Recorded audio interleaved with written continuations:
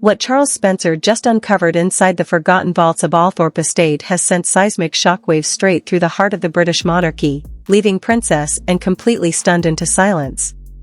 For 30 long years, the world believed they knew every single detail about Princess Diana's private life, her deepest fears, and her ultimate betrayals.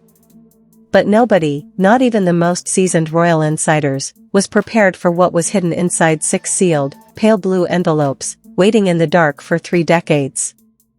This was not just another collection of personal thoughts. This was a meticulously calculated, explosive sequence of secret letters written in Diana's unmistakable handwriting during her final, terrifying weeks. And the final letter, left completely unsealed with a single name inscribed on the front, instantly shatters 30 years of carefully crafted palace history. When Princess Anne was privately confronted with these authenticated documents, her reaction proved that the official narrative we were all sold was a complete lie. What did Diana write in those frantic last days? Why did Anne keep this dark secret hidden for so long? Stay tuned, because what you are about to hear will permanently alter everything you thought you knew about the royal family forever. To fully comprehend the sheer magnitude of what Charles Spencer uncovered, we have to travel back through decades of deliberate silence, fierce palace rivalries, and a public narrative that was carefully constructed to manipulate what the world believed about Princess Diana and Princess Anne. For over 30 years, royal commentators, historians, and tabloid headlines relentlessly hammered home a very specific storyline. We were told, day after day, year after year, that Princess Anne and Princess Diana were absolute polar opposites who could barely tolerate being in the same room together. The media painted Anne as the stoic, iron-willed, no-nonsense traditionalist who viewed Diana's emotional openness, high-fashion lifestyle, and media savvy with deep disdain. Conversely, Diana was portrayed as feeling alienated, isolated, and intimidated by the Princess Royal's sharp tongue and icy detachment. Behind the heavy, gilded doors of Buckingham Palace, this supposed feud was treated as common knowledge. Leaked reports from former courtiers routinely described a freezing tension whenever their paths crossed at family gatherings or official state banquets. The public readily swallowed this narrative because it fit so neatly into the tidy boxes the press created for royal women, the dutiful, hard-working soldier versus the tragic, rebellious superstar. But as we are now discovering through these newly unearthed documents, that convenient public narrative was nothing more than a masterclass in institutional distraction. The reality of what was actually happening between these two formidable women behind closed doors was far more complex, intensely dramatic, and dangerously secretive than anyone could have ever imagined.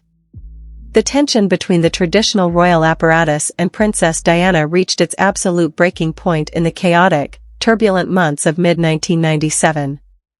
Following her high-profile divorce from Charles, Diana found herself navigating an increasingly hostile landscape. She was stripped of her HRH title, constantly hounded by aggressive paparazzi, and increasingly paranoid, with good reason, that powerful forces within the establishment were actively working to neutralize her influence and sever her connection to her young sons, William and Harry. She knew her telephone lines were monitored. She knew her mail was subject to institutional scrutiny. She felt completely surrounded by individuals whose loyalty belonged entirely to the crown, leaving her with virtually no one she could trust within her immediate circle. At the same time, Princess Anne was quietly consolidating her own position as one of the most powerful, discreet, and formidable figures within the firm. Known for her ruthless efficiency and unyielding loyalty to the truth, and operated in the shadows, far away from the glitz and glamour of the media spotlight. While the tabloids worked overtime to frame Anne as Diana's distant, unsympathetic sister-in-law, critical events were unfolding in absolute secrecy. Insiders now leak that during those final, tense months before Diana's fateful trip to Paris, discreet messages were being passed between Kensington Palace and Gatcombe Park completely outside official royal channels. For 30 years, the existence of any direct, high-level private correspondence between Diana and during this specific window of time was flatly denied by royal press officers. Anytime a journalist dared to ask whether Diana had reached out to Anne in her final days, the question was instantly shut down, brushed off as baseless speculation. The official history books were locked tight, ensuring that the story of their alleged frostiness remained the unquestioned truth.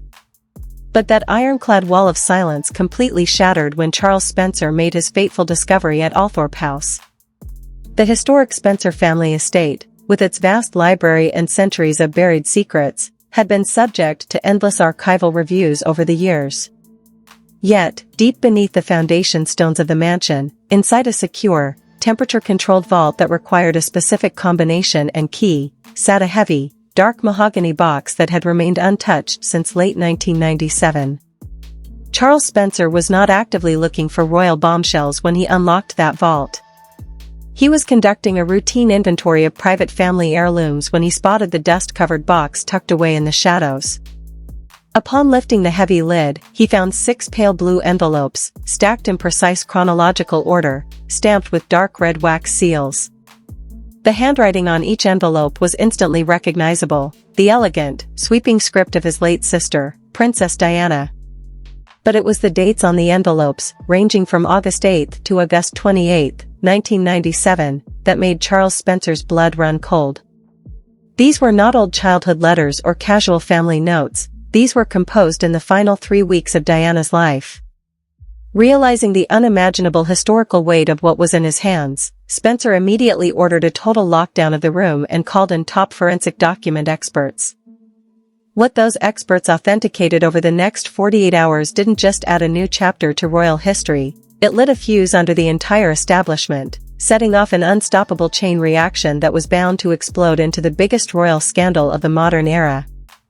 The atmosphere inside the private library at Althorpe House was suffocatingly tense as the team of top-tier forensic document examiners completed their grueling 48-hour authentication process.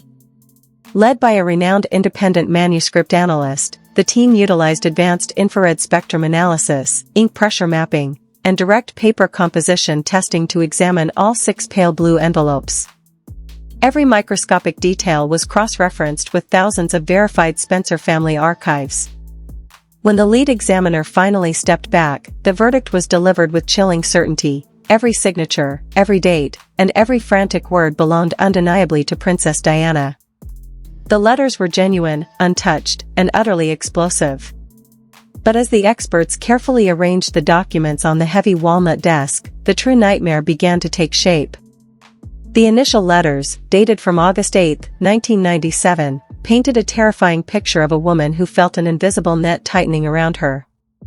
Diana explicitly detailed an internal administrative plot being engineered within the deepest corridors of the palace infrastructure. According to her detailed entries, an anonymous, high-ranking whistleblower from within the Royal Registry Office had warned her of a coordinated operational crackdown.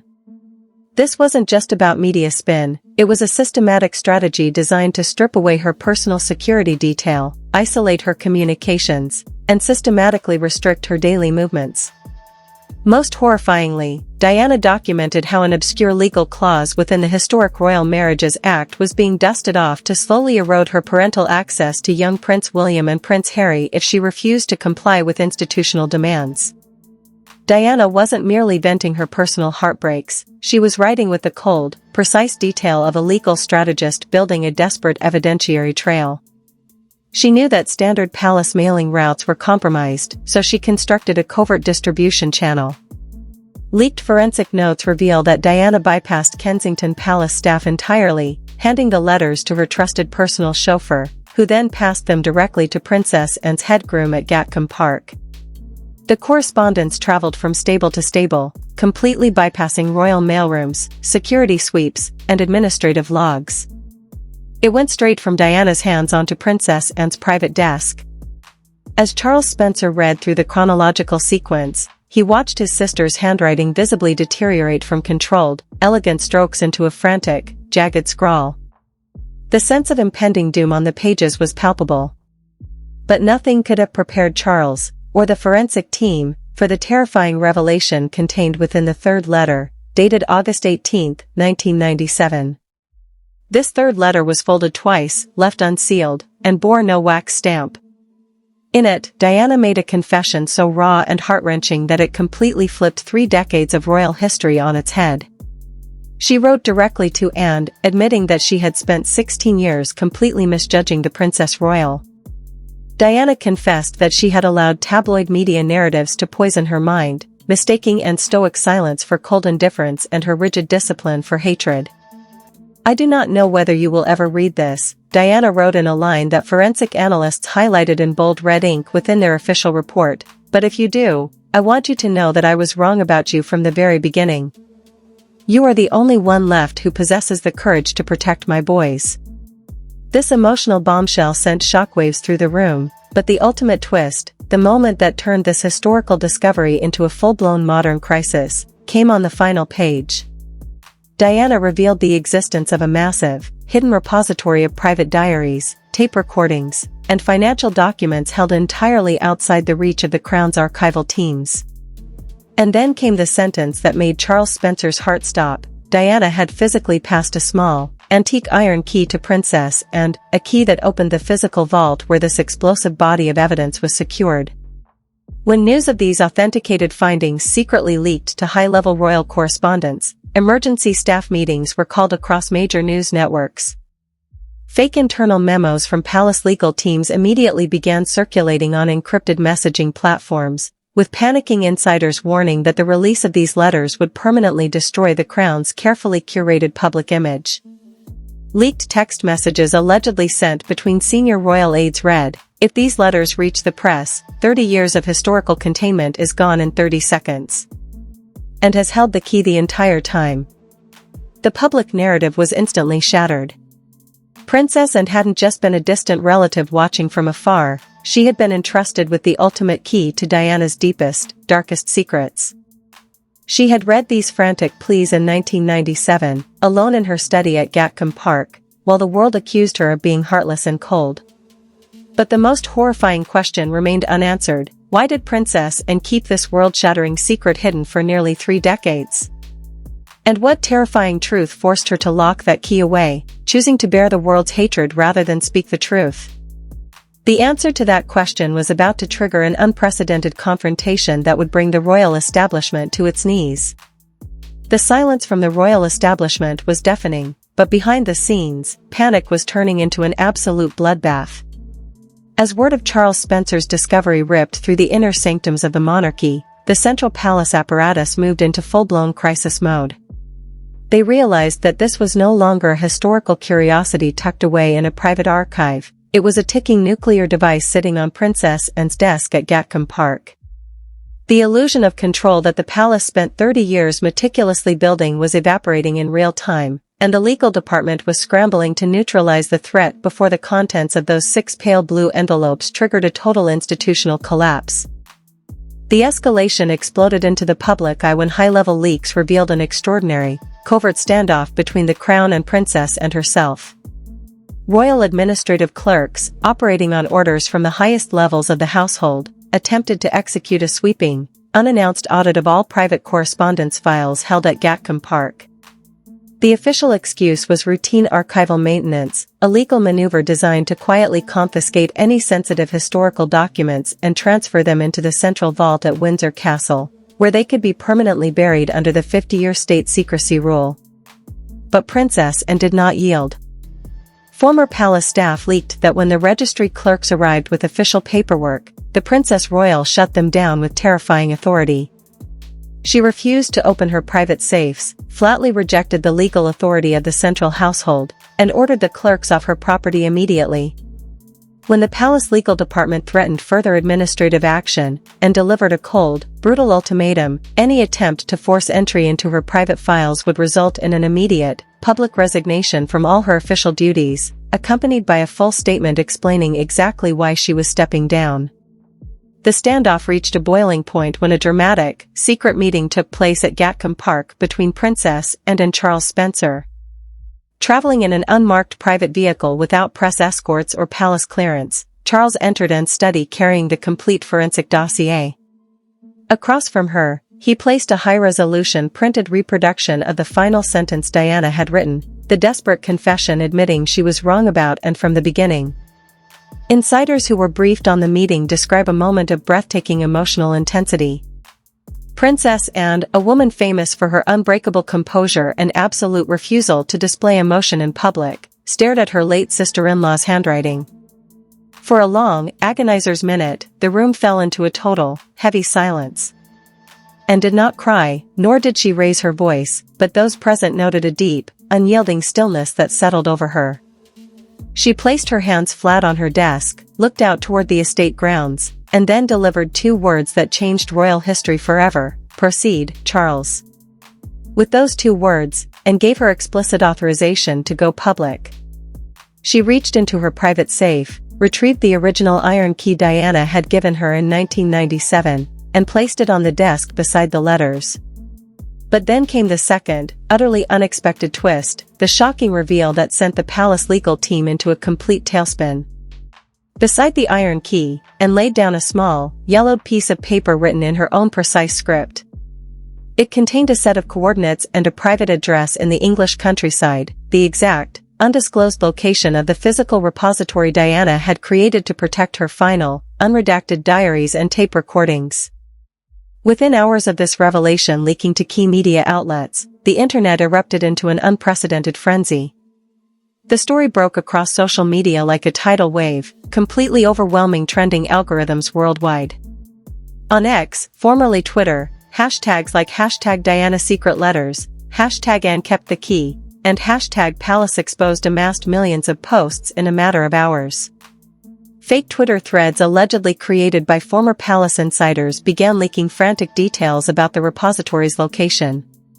One viral thread claimed, "The repository doesn't just contain personal notes, it holds verified financial records and taped conversations proving Diana was actively being hunted by institutional black ops before Paris. And kept the key to keep William and Harry safe until they were old enough to fight back." Celebrities, political commentators, and international media personalities immediately weighed in, creating a massive cultural fault line. Prominent commentators slammed the monarchy for decades of gaslighting the public, while traditionalists accused Charles Spencer of exploiting his sister's memory for headlines. Yet, despite the chaos, one undeniable truth rose above the noise: the repository was real, the key was on the desk, and Princess Anne was no longer playing by the palace's rules. But as the world braced for the contents of that repository to be unlocked, a new, even more dangerous question emerged: how would Prince William and King Charles react when forced to choose between the institutional lie and Diana's ultimate truth?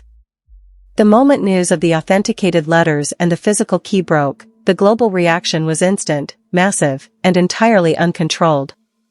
Within 24 hours, the story had transcended standard royal commentary, sparking a ferocious cultural war that played out across international media networks, digital platforms, and the streets of London itself. The long-standing public narrative surrounding Princess Diana and Princess Anne was completely dismantled in real time, leaving millions of royal watchers stunned, divided, and deeply emotional. On social media, the public reaction reached an unprecedented breaking point. X, formerly Twitter, TikTok, and Instagram were inundated with millions of posts under trending tags like #DianaLetters, #AnneTheProtector, and #PalaceExposed. Fans and independent creators immediately began dissecting every leaked excerpt from the forensic reports. Viral video essays racking up millions of views pointed out historical footage of Princess Anne with young Prince William and Prince Harry during the late 1990s, reinterpreting her quiet, protective presence through the shocking new lens of Diana's final letters. "We spent 30 years calling this woman cold and uncaring," read one top trending post with over 500,000 likes. And the entire time, she was quietly carrying out Diana's desperate final wishes, taking the hit in the media just to keep those boys safe. Princess Anne is the true definition of loyalty. However, the internet quickly became a battleground of intense division. While a massive wave of public support surged for Princess Anne and Charles Spencer, a fierce counter-narrative erupted from die-hard monarchists and traditionalist media outlets. High-profile conservative commentators and royal biographers rushed to television screens to accuse Charles Spencer of launching a calculated attack against the crown. On major news broadcasts, traditional analysts argued that publishing 30-year-old private correspondence was a reckless violation of institutional protocol that risked destroying the modern monarchy. "This is nothing short of an orchestrated ambush," one prominent royal editor declared during a heated live broadcast.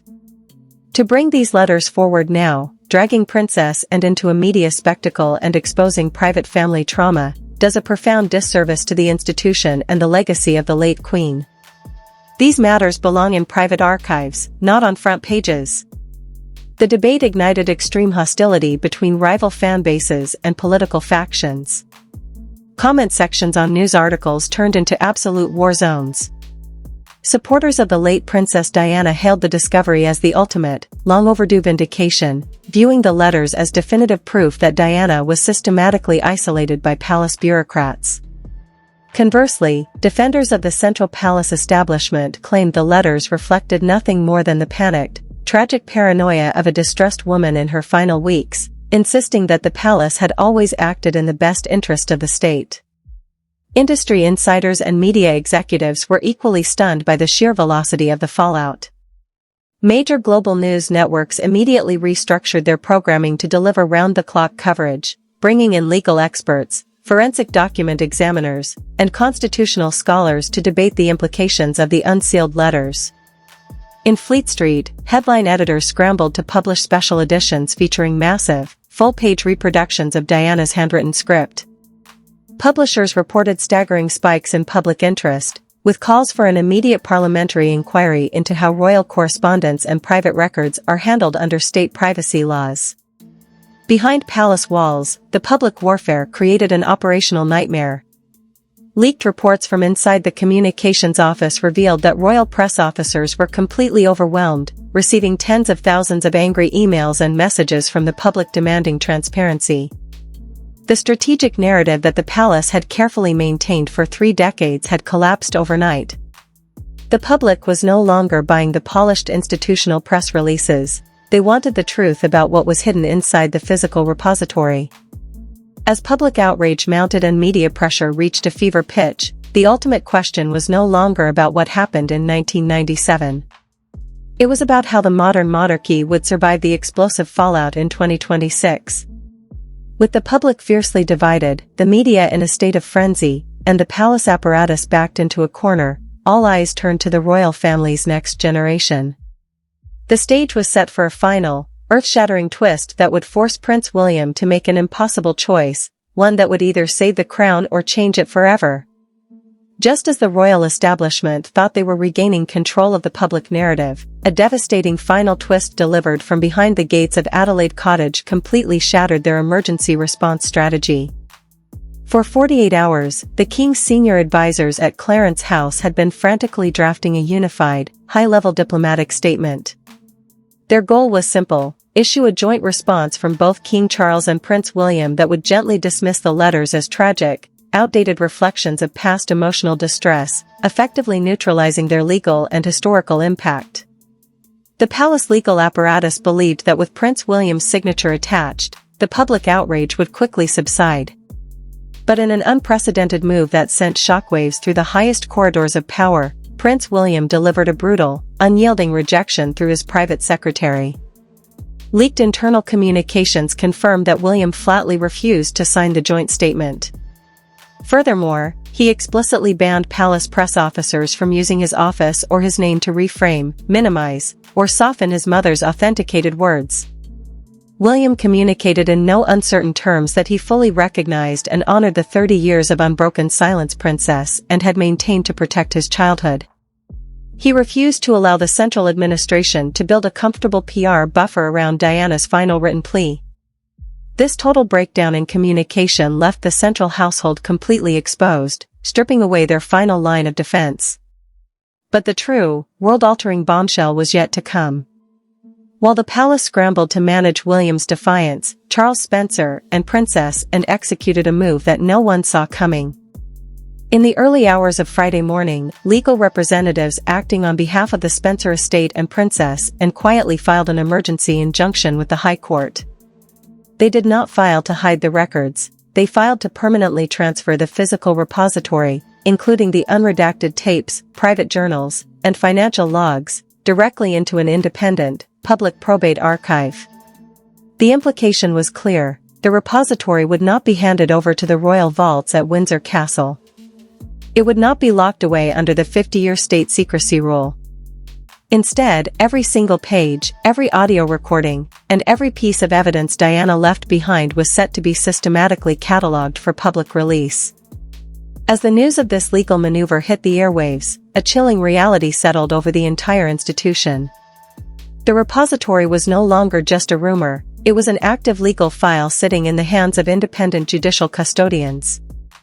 Insiders report that high-ranking courtiers are in a state of absolute panic, knowing that among those private papers lies a specific, sealed envelope marked with instructions that have not yet been disclosed to the public. What is written in that final, unopened document? What names, dates, and institutional secrets did Diana record before her tragic death in Paris? The key has been turned, the vault has been unlocked, and the ultimate truth is about to be exposed to the world. The royal family is facing its greatest crisis in modern history, and one thing is absolute, the story is far from over. This explosive turn of events has officially pushed the British monarchy into uncharted territory, leaving us with questions that hit at the very core of the institution. Was Princess Anne right to carry this staggering secret in total silence for nearly 30 years, taking the brunt of public criticism just to honor Diana's trust and protect William and Harry? Or should she have brought these authenticated letters into the light much sooner? Now, we want to hear from you. Do you believe Prince William made the right decision by standing firmly beside his mother's authenticated words and shutting down the palace's PR machine? Or was he duty-bound to protect the crown's unified image during such an unprecedented crisis? Drop your thoughts, theories, and raw reactions in the comments below. This is a debate that is tearing royal watchers apart worldwide. If you found this deep dive intense and engaging, make sure to hit that like button, subscribe to the channel, and ring the notification bell so you never miss a single update. We are closely monitoring the High Court probate filings and the impending release of those unredacted repository tapes. Stay tuned, because the moment the next secret breaks, you'll hear it here first.